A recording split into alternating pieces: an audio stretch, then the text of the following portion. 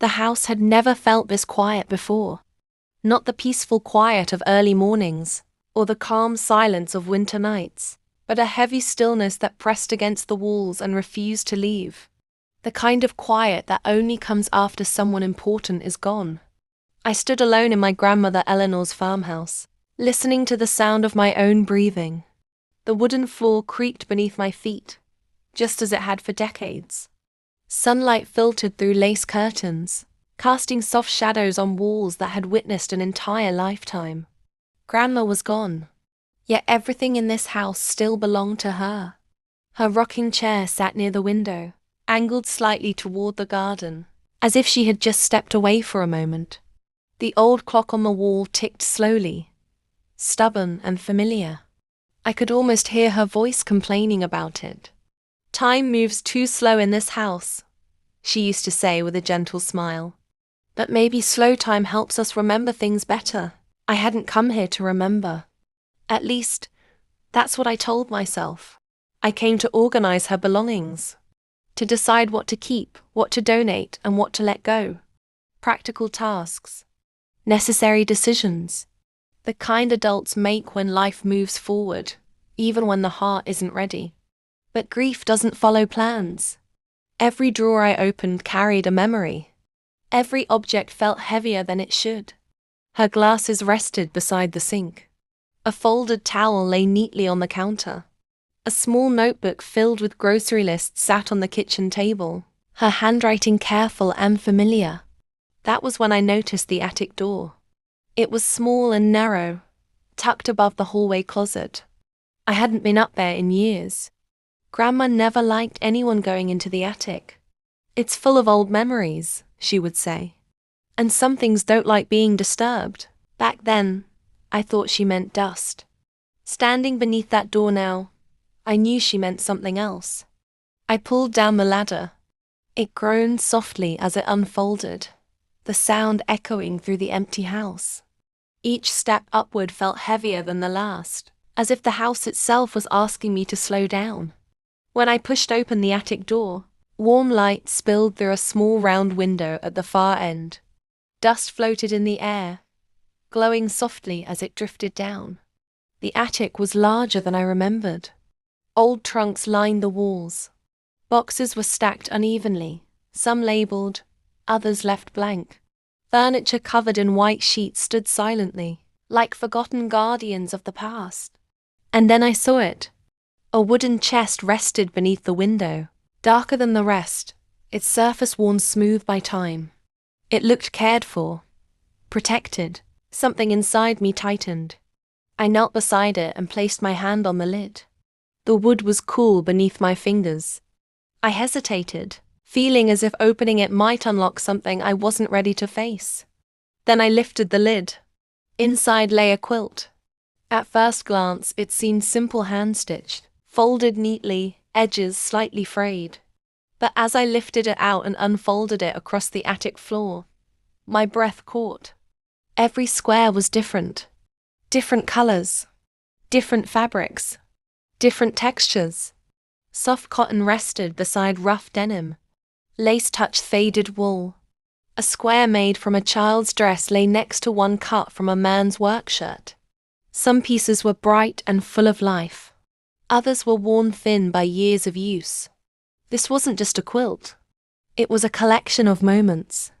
A life sewn together with thread and patience. I sat down slowly, spreading the quilt wider. My fingers traced the stitches steady, careful, unhurried. Grandma had spent countless hours working on this. I remembered her sewing late at night, the lamp beside her glowing softly while the rest of the house slept. When I asked what she was making, she always smiled. "Something important," she'd say. Once, she added quietly, "This quilt isn't for warmth. It's for remembering." I hadn't understood then. Now, sitting alone in the attic, I finally did. I reached out and touched the first square. The attic faded away. The smell of fresh bread filled the air. I stood in a small kitchen, sunlight pouring through a single window. A young woman worked at the counter, her hands dusted with flour, her sleeves rolled up. "Grandma," but young. She couldn't have been more than 17. Her movements were strong but tired. A pot simmered on the stove. Dishes waited to be washed. Responsibility weighed heavy on her shoulders. The square beneath my fingers was made from an old apron. This was her beginning. Her mother lay ill in the next room, coughing softly. Eleanor had left school to take over the household, trading dreams for duty. I wanted to be a teacher, her voice echoed gently. But life taught me different lessons. The scene faded and the attic returned. My throat tightened. This quilt wasn't symbolic. It was memory itself. I moved my hand to the next square, pale blue and worn thin. Music filled the air. A modest living room appeared. Eleanor stood across from a young man with kind eyes and nervous hands. My grandfather. There was no grand ceremony.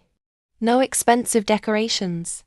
Just love and hope filling a small space.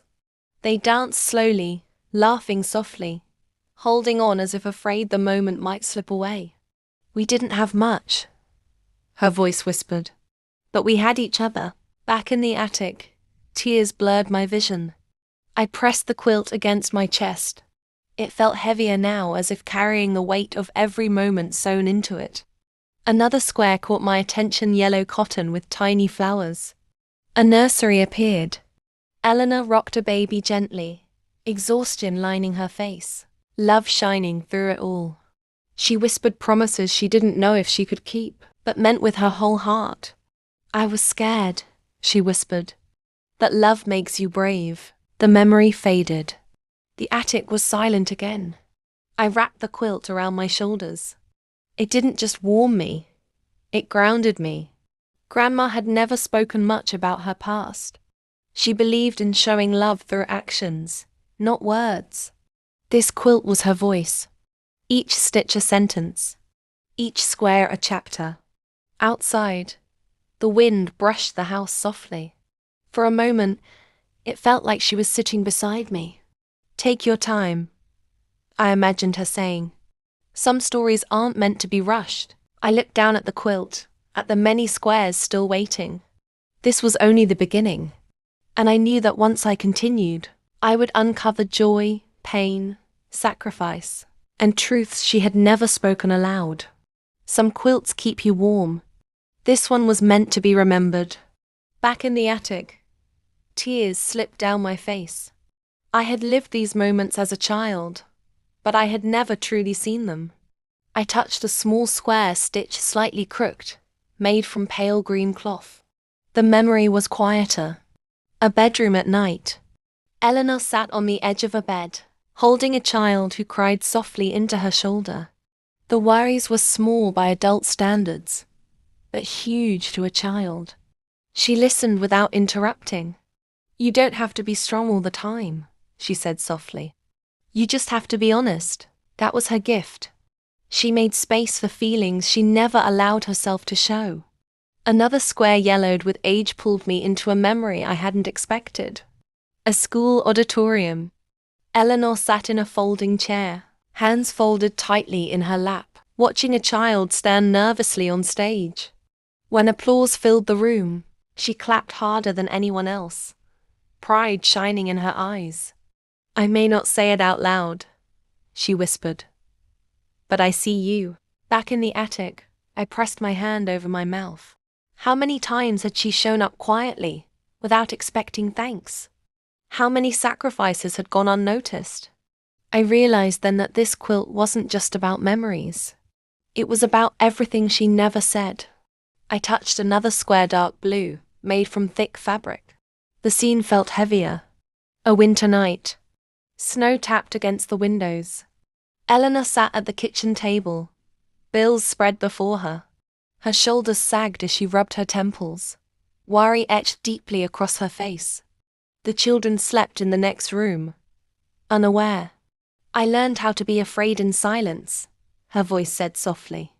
So they wouldn't have to be. The memory faded slowly, leaving behind a deep ache.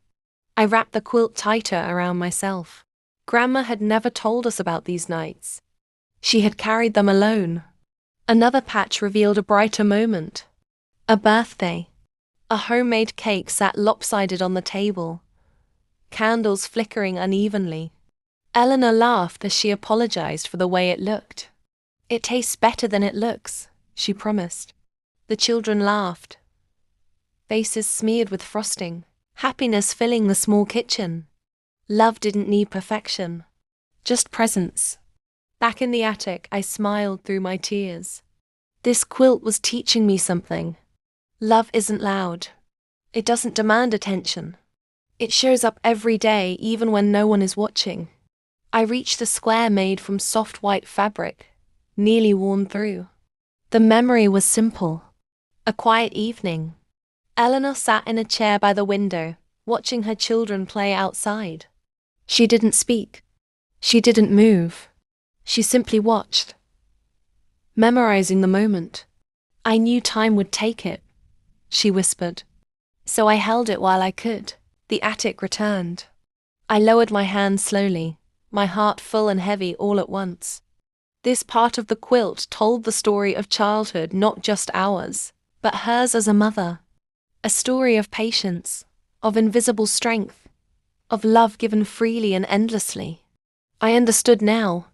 She hadn't stitched these memories to relive them for herself. She stitched them so we would know. Know who she was. Know what it took. Know how deeply we were loved. I looked at the remaining squares. Darker ones. Heavier ones. I knew the next memories wouldn't be as gentle. But I was ready. Because some stories hurt to remember, but hurt even more when they're forgotten. The attic felt colder now. The sunlight through the small window cast long shadows across the wooden floor. I pulled the quilt tighter around my shoulders, feeling the weight of memories pressing gently against me. Some patches seemed heavier, darker, as if carrying burdens she had never shared. I reached for a deep navy square, rough and frayed.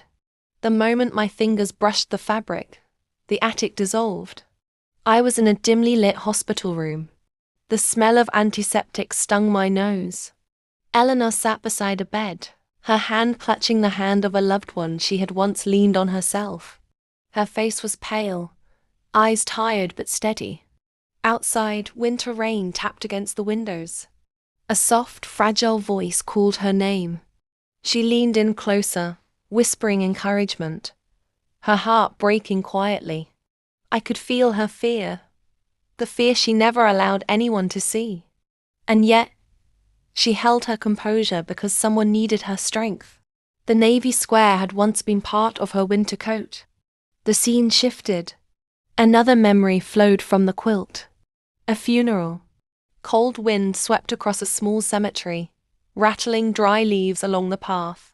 Eleanor stood alone, a small bouquet in hand. The loss of her husband, my grandfather, had carved deep lines into her face. She gripped the flowers tightly, but her posture remained upright.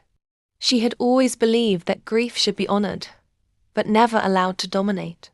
The quilt under my hand seemed to thrum with emotion. It was not just a piece of fabric. It was resilience stitched in silence. I moved to a square of faded brown cotton, worn thin by time. A different scene came to life. A neighbor had lost her home in a fire, and Eleanor was there at dawn, helping carry boxes of salvage belongings, comforting children who clung to her skirts. No one had asked her to go. No one would even know. She did it anyway. She doesn't do it for recognition, I whispered. She does it because it's right. The quilt revealed memory after memory. Illness, long nights keeping the household together.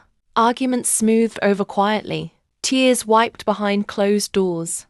Every patch told the story of struggle, of unspoken sacrifice, of inner strength no one could measure. Another square of soft green transported me to a cold, rainy evening. A young child, my mother, huddled on the porch, shivering. Eleanor wrapped her coat around her, holding her close. She whispered stories about courage, about hope, about the small joys that could survive even the hardest storms. That square had been part of a scarf she wore countless times, each thread holding care and warmth. Back in the attic, I drew a shaky breath. I had never realized how much she had carried on her own. The quiet strength of a woman who gave everything without asking for anything in return. I touched a black square, a patch from an old dress. The memory that emerged was sharp and somber. A hospital waiting room. Eleanor sat in silence, hands folded, staring at the closed door behind which her child was recovering from an accident. Her chest rose and fell slowly, trying to keep her fear from spilling over. She had learned over decades to compartmentalize pain, to carry her suffering quietly so others could feel safe. I pressed my hand against the quilt as the memory faded. I could almost feel the weight she had carried through those years. And yet she had never let bitterness take root. Her resilience was stitched in every thread. Another square of soft lavender brought a lighter memory. A summer evening. Eleanor sat on the porch, humming softly while children played in the garden. She watched the clouds, the birds, the sunlight dancing across leaves. Even in her grief, she sought small moments of beauty, holding them close, cherishing them for herself and for those she loved. I ran my hands along the quilt. Each square was a lesson. Life brings pain, but strength and love endure. Sorrow can be carried gracefully, without complaint. Resilience is shown in quiet acts of care, not words. I moved to a deep burgundy square. It revealed a memory I hadn't seen before. A family crisis, lost money, vanished opportunities. Eleanor sat long into the night, writing letters, organizing help, comforting each person without expecting anything in return. I could feel my chest tighten. The magnitude of her strength was overwhelming. Yet she had never made it about herself. Every act, every sacrifice, every tear hidden, every patch on the quilt carried evidence of her unwavering courage. I reached the last square in this section, white and fraying. It brought me back to a quiet winter night. Eleanor sat by the fire, gazing at family photographs. Her eyes were gentle but tired. She whispered stories into the darkness, talking to children who were now grown, speaking to grandchildren she would one day hold. The quilt had been started to preserve these moments, but it also held her reflections, her lessons, stitched quietly into the fabric. The attic returned once more. I lowered my hands from the quilt, my fingers trembling slightly. I had witnessed not just memories, but a lifetime of strength, a lifetime of resilience that had shaped the family quietly, invisibly, like roots under the soil. I wrapped the quilt around myself once more, feeling its warmth and weight. The remaining squares beckoned. I knew the next ones would show the final chapter of her story, the truth she had hidden, even from herself, stitched into the quilt for someone who would one day understand. Some of these threads carried sorrow, others joy. Together, they formed a tapestry of endurance and love that would stay with me forever. I sat in the attic, the quilt spread across my lap. I had touched every square, walked through her memories, laughed with her, cried with her, and felt the weight of her life stitched into every thread. Then my hand rested on the last square, a soft, cream-colored patch, carefully stitched and unassuming. It was different from the others. It held no obvious memory, no photograph of a past moment, yet I felt its significance instantly. The attic faded again, and I saw her one last time, Grandma Eleanor, younger, smiling softly, sitting at her sewing table. She held a small envelope, worn at the edges, tied with a ribbon. She looked at me with eyes that seemed to hold every joy, sorrow, and lesson she had ever carried. "Not everything can be said in words," she whispered. "Some lessons live in your heart and some in your hands. But this quilt is for you, remember." I opened the envelope. Inside was a letter in her careful handwriting. "Life is made of moments. Some will bring joy, some sorrow. Some will test you, some will lift you. Always remember that love is stronger than loss, that strength is quieter than pride, and that every act of kindness, no matter how small, leaves a mark." Carry this with you. Share it. And never forget that you are part of this quilt now woven into our family story. The attic seemed to breathe with her presence. The memories, the laughter, the tears, they weren't just hers anymore. They were mine too. I felt connected to her in a way I never had before. I wrapped the quilt around me one last time. It wasn't just fabric. It was her life, her heart, her legacy. Every stitch told me who she was, what she endured, and how quietly powerful love could be. For the first time, I understood fully. Some people leave behind money, or objects or titles. She left behind meaning. She left behind memory. She left behind herself in every patch, every thread, every square of this quilt. And as I descended the attic stairs, quilt in arms, I felt her beside me, smiling. Not just in memory, but in life carried forward through me. I knew I would tell her story, live her lessons, and honor the quiet strength stitched into every corner of that beautiful quilt. Some quilts keep you warm. This one kept her alive. And now it kept me too.